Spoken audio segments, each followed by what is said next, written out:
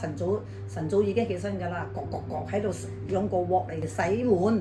以前我哋冇用嗰啲，係用個大鑊嚟洗碗㗎，乜都係靠嗰個鑊㗎嘛。跟住我哋咪起身咯，起身阿媽咪煮早餐咯。跟住我哋攞藍衫去杯頭壇洗咯，洗完咪下邊個禾壇咧，咪用支竹棍咯，咁樣曬住咯。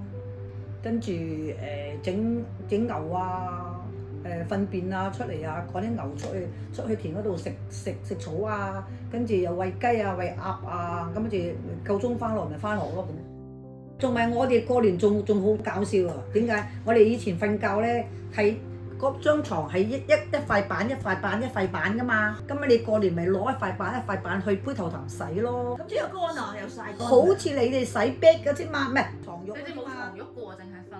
冇啊，木板一塊石嘅啫，一塊石嘅啫嘛。邊有咁要洗㗎個木板？梗係要洗啦，你唔發毛㗎？唔係好厚嘅啫，乾㗎，你咁好天。跟住洗煲撈罌罉咧，因為我哋燒柴咪好多嗰啲灰㗎嘛，咪用嗰啲沙咪鏟。哦，喺邊度攞啲衫？喺個唔係喺河咯。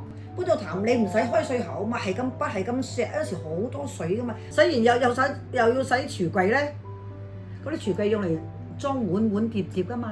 成個櫃拆落嚟。係啊，用個推推推到去，一係，其實我哋以前好少喺門口用水喉㗎，係屋企咪有個鑊嘅，個鑊個側邊咪有個裝水嘅，好似水桶咁樣用嚟洗嘢啫嘛。